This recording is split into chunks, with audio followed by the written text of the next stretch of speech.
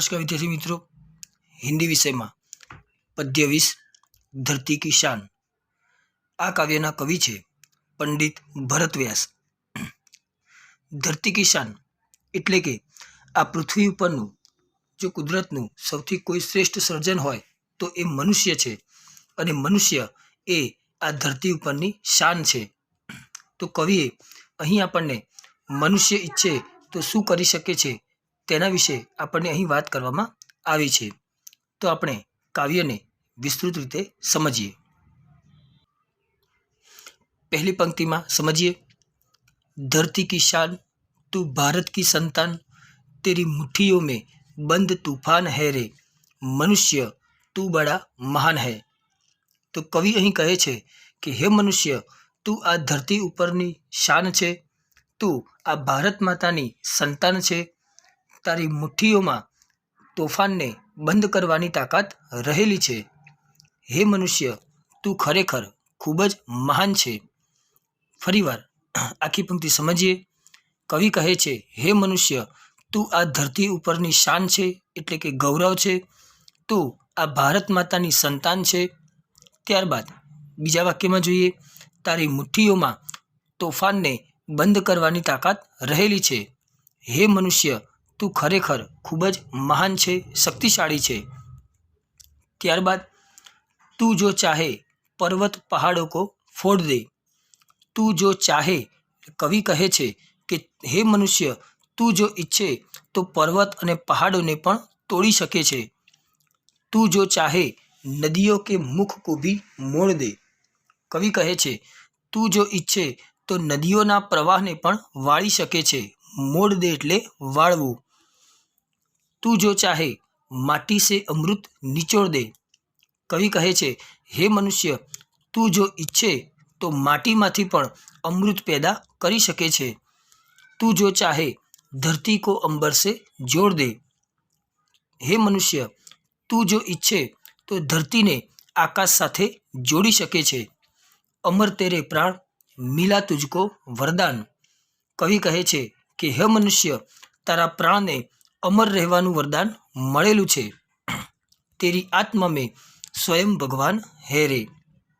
कवि कहे छे कि तारा आत्मा में स्वयं भगवान वास करे छे, एटले के हे मनुष्य, तने मरवानो भय न होवो जोईए। तो मित्रों, आ हती पहली पंक्ति। फरीवार जे समझी लईशुं। कवि कहे छे हे मनुष्य, तू जो इच्छे तो पर्वत अने पहाड़ों ने तोड़ी सके छे। तू जो इच्छे तो नदीओना प्रवाह ने वाળી શકે છે। तू जो इच्छे तो माटीमांथी अमृत पैदा करी सके छे। तू जो इच्छे तो धरती ने आकाश साथे जोड़ी सके छे। हे मनुष्य, तारा प्राण ने अमर रहवानुं वरदान मळेलुं छे। तारी आत्मामां स्वयं भगवान वास करे छे। तो मित्रों, आ हती पहली पंक्ति। त्यारबाद बीजी पंक्तिने समझीए। त्यारबाद बीजी पंक्ति ने समझिए, नयनों में ज्वाल, तेरी गति में भूचाल, तेरी छाती में छिपा महाकाल है। हवे आ बे पंक्ति ने आपणे समझिए।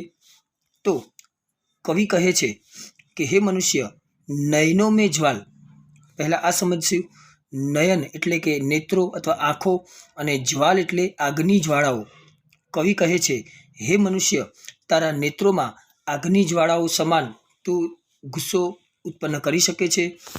तेरी गति में भूचाल, हे मनुष्य, तारी गति में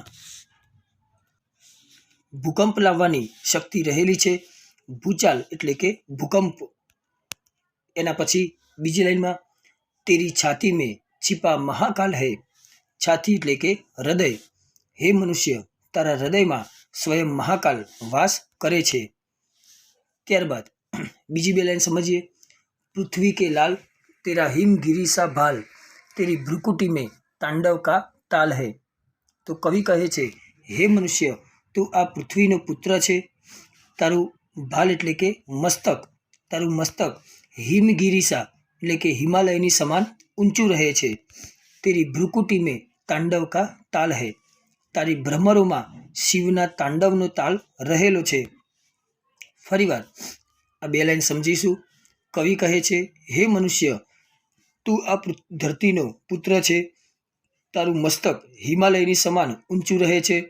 તારી ભ્રમરોમાં સ્વયં ભગવાન શિવના તાંડવનો તાલ રહેલો છે. ત્યારબાદ પછીની બે લાઈન, નિજ કો તું જાન જરા શક્તિ પહેચાન તેરી વાણી में युग का आह्वान है रे. તો કવિ કહે છે, હે મનુષ્ય, નિજ કો તું જાન. નિજ એટલે પોતાને અને જાન એટલે ઓળખવું. તું પોતાને ઓળખ. જરા શક્તિ પહેચાન, તારામાં રહેલી શક્તિઓને તું ઓળખી લે. તેરી વાણી में युग का आह्वान है रे. હે મનુષ્ય, તું જો ઈચ્છે તો તારી વાણી દ્વારા નવા યુગનું આહ્વાન કરી શકે છે. તું નવા યુગને બોલાવી શકે છે. તો મિત્રો, આ હતી બીજી પંક્તિ. ફરી એક વખત બીજી પંક્તિને આપણે સમજીશું. કવિ કહે છે, હે મનુષ્ય, તારા નેત્રોમાં આગની જ્વાળાઓ રહેલી છે.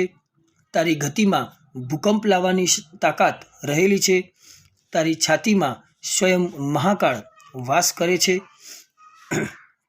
હે ધરતીના પુત્ર, તારું મસ્તક હિમાલયની સમાન ઊંચું છે. તારી ભ્રમરોમાં ભગવાન શિવના તાંડવનો તાલ રહેલો છે. હે મનુષ્ય, તું પોતાને ઓળખ. તારામાં રહેલી શક્તિઓને ઓળખ. તારી વાણીમાં નવા યુગને બોલાવવાની તાકાત રહેલી છે. તો મિત્રો, આ હતી બીજી પંક્તિ. ત્યારબાદ હવે આપણે ત્રીજી પંક્તિને સમજીશું. धरती सा धीर तू है अग्नि सा वीर तू जो चाहे तो काल को भी थाम ले. તો કવિ કહે છે કે હે મનુષ્ય, તું આ ધરતીની સમાન ધીર એટલે કે ધીરજ રાખવી. તું આ ધરતીની સમાન ધીરજ રાખી શકે છે. તારામાં એટલી શક્તિ રહેલી છે. તું હે અગ્નિ સા વીર. તો કવિ કહે છે કે હે મનુષ્ય, તું અગ્નિની સમાન બધાને ભસ્મ કરી દે એટલો તું વીર છે. તું જો ચાહે તો કાલ કો ભી થામ લે. કાળ એટલે કે કાળ, જેને આપણે સમય કહીએ છીએ, અને થામ લે એટલે કે રોકી લેવું. હે મનુષ્ય, તું જો ઈચ્છે તો સમયને પણ રોકી શકે છે. પાપો કા પ્રલય રૂકે પશુતા કા શીશ ઝુકે તું જો અગર હિંમત સે કામ લે. તો મિત્રો, અહીં બીજી લાઈન આપણે પહેલાં લઈશું. કવિ કહે છે, હે મનુષ્ય, તું જો અગર હિંમત સે કામ લે. જો તું તારી હિંમતથી કામ લઈશ તો તું આ પાપોના પ્રલયને રોકી શકે છે અને જે પશુતા જેવા કાર્યો થઈ રહ્યા છે તેનું તું મસ્તક નમાવી શકે છે. ગુરુ સા મતિમાન પવન સા તું ગતિમાન તેરી નભ સે ભી ઊંચી ઉડાન હે રે. તો કવિ કહે છે, હે મનુષ્ય, તું આ કોઈ ગુરુની સમાન બુદ્ધિશાળી છે. મતિમાન એટલે કે બુદ્ધિશાળી. પવન સા તું ગતિમાન. હે મનુષ્ય, તું પવનની સમાન ગતિમાન રહેવાવાળો છે. તેરી નભ સે ભી ઊંચી ઉડાન હે રે. નભ એટલે કે આકાશ. હે મનુષ્ય, તું આકાશથી પણ ઊંચી ઉડાન ભરી શકે છે. તો મિત્રો, આ હતી ત્રીજી પંક્તિ. ફરીવાર આપણે આ પંક્તિને સમજીએ. કવિ કહે છે, હે મનુષ્ય, તું આ ધરતીની સમાન ધીરજ રાખવાવાળો છે. તું અગ્નિની સમાન વીર પુરુષ છે. તું જો ઈચ્છે તો સમયને પણ રોકી શકે છે. હે મનુષ્ય, તું જો અગર હિંમતથી કામ લઈશ તો આ પાપોના પ્રલયને રોકી શકે છે અને પશુતાનું મસ્તક નમાવી શકે છે. હે મનુષ્ય, તું ગુરુની સમાન બુદ્ધિશાળી છે. પવનની સમાન તું ગતિમાન રહેવાવાળો છે. હે મનુષ્ય, તું જો ઈચ્છે તો આકાશથી પણ ઊંચી ઉડાન ભરી શકે છે. તો મિત્રો, આ 20મું કાવ્ય અહીં પૂર્ણ થાય છે. ત્યારબાદ હવે આપણે સ્વાધ્યાયમાં જે લખવાનું છે તેના વિશે વાત કરી લઈશું. સૌપ્રથમ અહીં શબ્દાર્થ તમને આપેલા છે. એ શબ્દાર્થ તમારે હિન્દીની નોટમાં સારા અક્ષરે લખવાના છે. ત્યાર પછી સ્વાધ્યાયની અંદર પ્રશ્ન નંબર 1 એક વાક્યમાં જવાબ, પ્રશ્ન નંબર 2 સવિસ્તર જવાબ, આ તમારે લખી દેવાના છે. ત્યાર પછી પ્રશ્ન નંબર 3 કાવ્ય પંક્તિઓનો ભાવાર્થ સ્પષ્ટ કરવાનો પરીક્ષામાં આપણે પૂછાય છે. તો આ બંને પંક્તિઓનો આશય સ્પષ્ટ કરીશું. પ્રશ્ન નંબર 4 સમાનાર્થી શબ્દો, પ્રશ્ન નંબર 5 વિલોમ શબ્દ એટલે કે વિરોધી શબ્દો, પછી પ્રશ્ન નંબર 6 વૈકલ્પિક પ્રશ્નો છે. તો આ તમામ પ્રશ્નો પણ આપણે સ્વાધ્યાયમાં લખવાના છે. ત્યાર પછી પ્રશ્ન નંબર 7 છે કાવ્ય પંક્તિઓને પૂર્ણ કરો. તો મિત્રો અહીં જે 2 કાવ્ય પંક્તિઓ આપેલી છે તે સારા અક્ષરે નોટમાં લખવાની છે. ત્યારબાદ મિત્રો એક ખાસ સૂચના કે આ જે 20મું કાવ્ય છે એ તમારે મોઢે કરવાનું છે, કારણ કે આમાંથી કાવ્ય પંક્તિઓ પૂર્ણ કરો એ આ કાવ્ય પદ્યમાંથી પૂછાય છે. તો દરેક વિદ્યાર્થી મિત્રએ આ કાવ્ય મોઢે કરવાની રહેશે. ખૂબ ખૂબ આભાર મિત્રો.